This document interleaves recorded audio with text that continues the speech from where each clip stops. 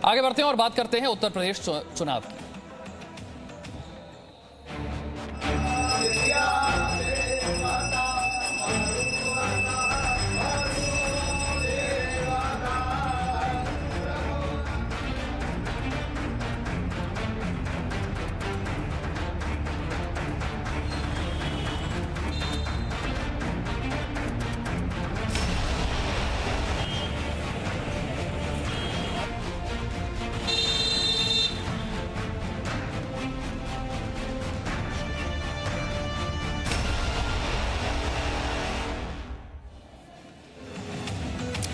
क्या 2022 में अयोध्या से बनेगी योगी सरकार? यह सवाल इसलिए क्योंकि अयोध्या से योगी आदित्यनाथ के चुनाव लड़ने की पूरी तैयारी है।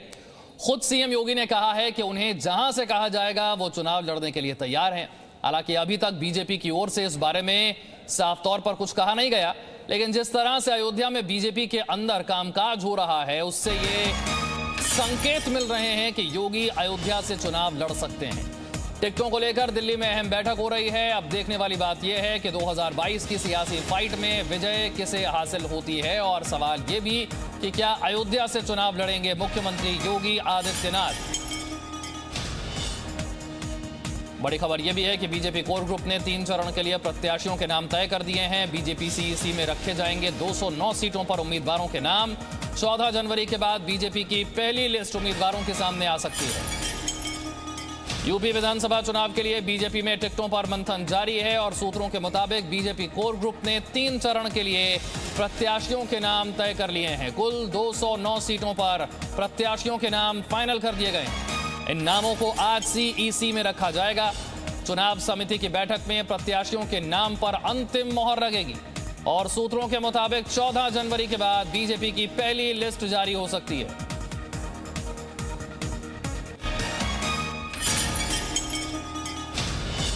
मेरे 3 सहयोगी इस वक्त मेरे साथ हैं। सबसे पहले रविंद्र, आपसे समझना चाहेंगे 14 जनवरी के बाद पहली लिस्ट, आज के एजेंडे में क्या है? बिल्कुल, आपसे जब बात हो रही है थोड़ी देर बाद ही बीजेपी केंद्रीय चुनाव समिति की बैठक शुरू होने वाली है। बीजेपी दफ्तर में शाहनवाज हुसैन जो केंद्रीय चुनाव समिति के सदस्य हैं, योगी आदित्यनाथ मुख्यमंत्री और यूपी से जुड़े हुए तमाम बड़े नेता, चाहे केशव मौर्य हो, दिनेश शर्मा हो, सुनील बंसल हो या फिर केंद्रीय चुनाव समिति के जो सदस्य हैं, वो सभी इस केंद्रीय चुनाव समिति की बैठक में जुड़ गए हैं। थोड़ी देर बाद जुड़ेंगे भी, चाहे वो गृह मंत्री अमित शाह ये भी बीजेपी ऑफिस पहुंचे हुए हैं। राजनाथ सिंह रक्षा मंत्री ये केंद्रीय चुनाव समिति के सदस्य हैं। नितिन गडकरी ये भी केंद्रीय चुनाव समिति के सदस्य हैं और पार्टी अध्यक्ष जेपी नड्डा ये तीनों वर्चुअली जुड़ेंगे क्योंकि ये तीनों कोरोना पीड़ित हैं। ऐसे में थोड़ी देर बाद केंद्रीय चुनाव समिति की बैठक हो जाएगी शुरू, जिसमें प्रधानमंत्री नरेंद्र मोदी वर्चुअली जुड़ने की पहुंच। ऐसे में जो 3 चरण के जो उम्मीदवार हैं जिनके नाम पर कोर कमेटी ने पिछले 2 दिन से गहन मंथन किया, मैराथन बैठकों का दौर चला और कल ही जो गठबंधन के सहयोगी हैं, चाहे अनुप्रिया पटेल हो या संजय निषाद हो, उनसे भी गृह मंत्री अमित शाह ने अलग बातचीत की। तो 3 चरण के जो उम्मीदवारों के नाम पर लगभग कोर कमेटी में सहमति बन गई है। 200 से ज्यादा उम्मीदवारों को कोर कमेटी ने अपनी तरफ से फाइनल कर दिया। अब केंद्रीय चुनाव समिति की जो बैठक शुरू होने वाली थोड़ी देर में, माना जा रहा है कि पहले और दूसरे चरण के लगभग 170-75 के ये जो बैठक शुरू होने जा रही है रविंद्र, क्या प्रधानमंत्री भी इसमें वर्चुअल तरीके से शामिल हो सकते हैं?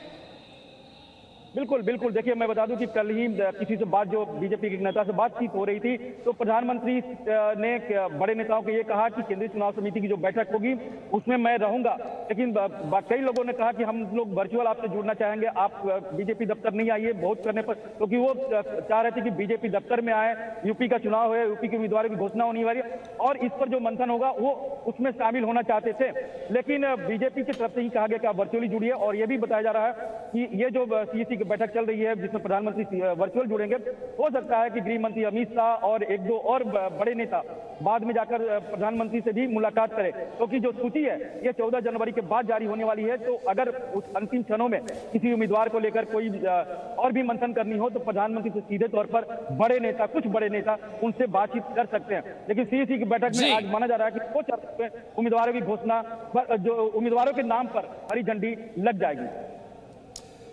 ठीक है, और बड़ी खबर यह है कि आज एसपी उम्मीदवारों का ऐलान कर सकती है। समाजवादी पार्टी की लिस्ट आज आ सकती है। आरएलडी की पहली लिस्ट भी आज आ जाएगी। ये बड़ी खबर है। समाजवादी पार्टी और आरएलडी की आज 73 सीटों पर प्रत्याशियों का ऐलान कर देगी। विशाल पांडे, एसपी और आरएलडी 73 प्रत्याशियों का नाम। पार्टी पहले चरण की 73 सीटों के लिए समाजवादी पार्टी और आरएलडी अपने प्रत्याशियों का ऐलान आज करेगी, क्योंकि कल से नामांकन की शुरुआत पहले चरण के लिए हो रही है और पश्चिमी यूपी में ही सपा और आरएलडी का गठबंधन है और जिन सीटों पर चुनाव होने जा रहा है उसमें ब्रज के भी कई क्षेत्र हैं और उन सीटों को लेकर समाजवादी पार्टी और आरएलडी आज अपने प्रत्याशियों का ऐलान करेंगी। उसकी लिस्ट आज दोपहर बाद किसी भी वक्त आ सकती है। विशाल, एक और बात समझना चाहेंगे, हर रोज नए धमाके हो रहे हैं, बीजेपी से बड़े बड़े नामों का इस्तीफा, आज ऐसी कोई संभावना है क्या? देखिए विशाल, थोड़ा इंतजार करना होगा। इस बात की संभावना जताई जा रही है कि क्योंकि लगातार जो स्वामी प्रसाद मौर्य का कैंप है, जो उनसे जुड़े हुए नेता हैं, वो एक एक करके इस्तीफा दे रहे हैं। कल दारा सिंह चौहान ने मंत्रिमंडल से इस्तीफा दिया और अखिलेश यादव से मुलाकात की। वो सपा में शामिल होने जा रहे हैं। स्वामी प्रसाद मौर्य सपा में शामिल होने जा रहे हैं और उनके साथ लगभग 10 विधायक हैं जो कि समाजवादी पार्टी में 14 जनवरी को सुबह 11 बजे शामिल होंगे। लेकिन आज क्या होगा, इस पर सभी की निगाह हैं, क्योंकि स्वामी प्रसाद मौर्य के कैंप का यह दावा है कि लगभग 4 से 5 ऐसे मंत्री हैं जो उनके संपर्क में हैं। लेकिन क्या वो बीजेपी छोड़कर जाएंगे, क्योंकि बीजेपी की तरफ से भी लगातार अपने लोगों को मनाने की कोशिशें जारी हैं। दिल्ली से लगातार मुख्यमंत्री योगी आदित्यनाथ ने भी कई मंत्रियों को फोन किया है, उत्तर प्रदेश में उनसे बातचीत की है, क्योंकि कुछ नाम जो कि लगातार उत्तर प्रदेश में चर्चा में थे कि ये कहीं पाला बदल न ले, उनको एक तरह से आश्वासन दिया गया है। उनको यह बताया गया है कि जितना सम्मान आपको बीजेपी में मिल रहा है उससे ज्यादा भी आगे मिलता रहेगा।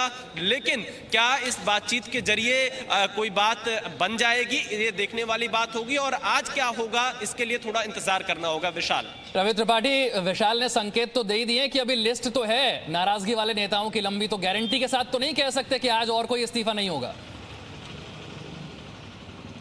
नहीं, देखिए, गारंटी तो कभी राजनीति में दी ही नहीं जाती। कहा भी जाता है कि ना तो कोई परमानेंट दोस्त होता है, ना ही कोई परमानेंट दुश्मन होता है। कोई कहीं जा सकता है और पाला बदलने का जो शुरुआत हुआ है, ये समझिए कि लंबा चलने वाला है, क्योंकि मैं जो देख रहा हूँ इसमें डैमेज कंट्रोल बीजेपी करने में जुट गई है। लेकिन दूसरी तरफ ये है कि जिनको अपने बच्चों के लिए, बेटे बेटियों के लिए टिकट चाहिए, जिनको अपने परिवार के लोगों के लिए टिकट चाहिए, वो आखिरी समय तक कोशिश करेंगे और अगर उनको कोशिश में सफलता नहीं मिलती है तो वो पाला बदल सकते हैं। तो अभी तो शुरुआत है, मतलब पहली लिस्ट जारी होगी और पहली लिस्ट में जिनके नाम कटेंगे वो कहां जाएंगे, ये तो नाम जारी होने से पहले आपको देखिए स्वामी प्रसाद मौर्य हो, दारा सिंह चौहान हो और 10 जो नाम लगभग विधायक हैं वो उनके साथ हैं। अभी नाम टिकट कटने दीजिए, टिकट कटने के बाद पाला बदलने का खेल और तेजी से बदलेगा। साथ साथ जिनके बेटे बेटियों को टिकट नहीं मिलेगा वो पाला बदलेंगे। तो लंबी लिस्ट होगी। हो सकता है बीजेपी, जैसे माना जा रहा था कि 100 के आसपास लोगों का टिकट काटेगी, अब शायद वो लिस्ट कम होगी।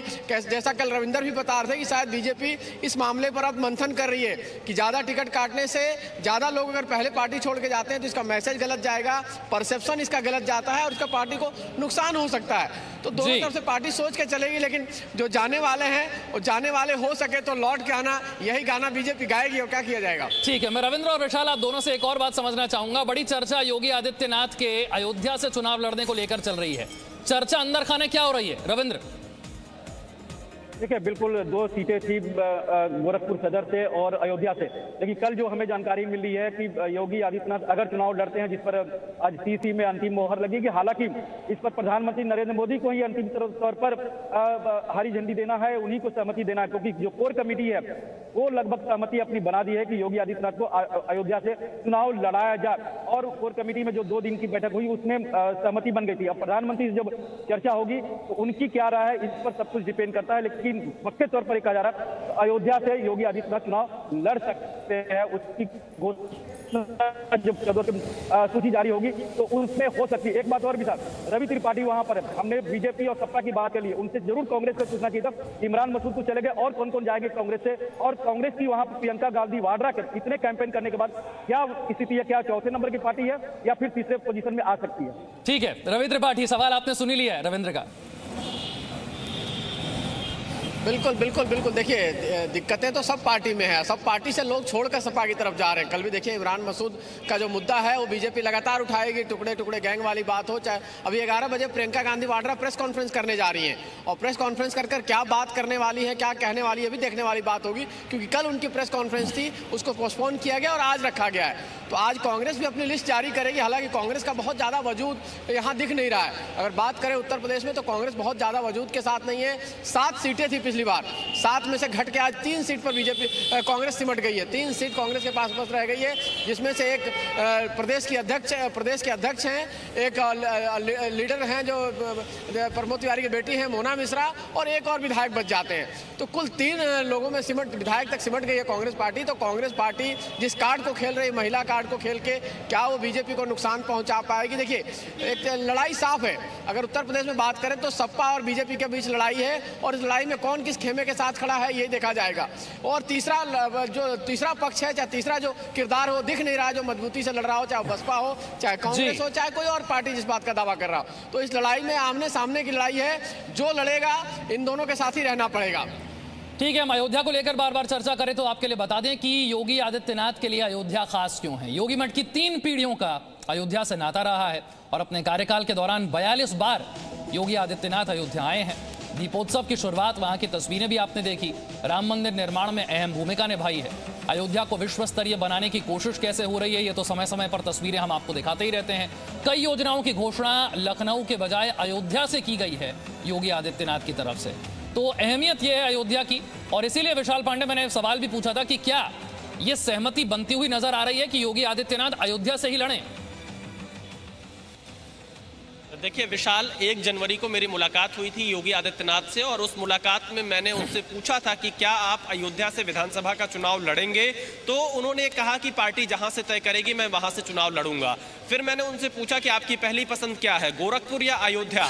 उन्होंने यही जवाब दिया कि मैं अयोध्या भी जाता रहता हूं, गोरखपुर भी जाता रहता हूं, और पार्टी जो तय करेगी जिस सीट से, वहां से मैं चुनाव लड़ूंगा। और 1 जनवरी के ठीक बाद योगी आदित्यनाथ की टीम के कुछ सदस्य अयोध्या कैंप करते हैं, और वहां पर बीजेपी के जो बूथ अध्यक्ष हैं, उन बूथ अध्यक्षों को एक खास तोहफा दिया जाता है, उनके साथ संवाद किया जाता है। सेक्टर प्रभारियों के साथ जो बीजेपी के बनाए गए हैं उनसे मुलाकात करते हैं, जो योगी आदित्यनाथ के एक ओएसडी है, और वहां का फीडबैक लेते हैं। कहीं ना कहीं इस बात के कयास सबसे ज्यादा है कि योगी आदित्यनाथ अयोध्या से चुनाव लड़े, क्योंकि काशी में मोदी, अयोध्या में योगी, यह एक संदेश बीजेपी उत्तर प्रदेश के चुनाव में देना चाहती है। और दूसरा एक सबसे बड़ा मुद्दा यह है क्योंकि योगी आदित्यनाथ लगभग 40 बार अयोध्या का दौरा कर चुके हैं अपने मुख्यमंत्री के कार्यकाल में। तो योगी ये बताना चाहते हैं कि राम का मंदिर बन रहा है, अयोध्या में उन्होंने काम किए हैं, और अयोध्या के सहारे पूरे उत्तर प्रदेश की राजनीति को एक तरह से एक नई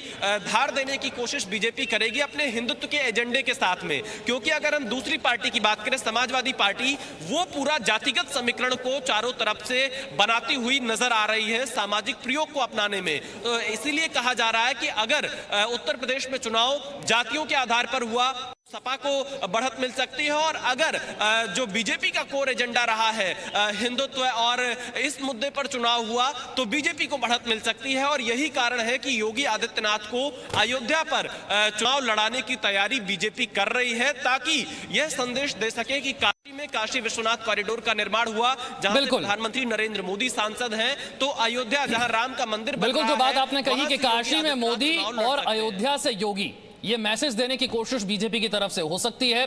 कुछ ही समय में यह साफ भी हो जाएगा कि योगी आदित्यनाथ चुनाव कहां से लड़ेंगे। बहुत बहुत शुक्रिया रविंद्र कुमार, रवि त्रिपाठी और विशाल पांडे इस जानकारी के लिए। Presenting B news app available on Google Play and App Store. Download it now.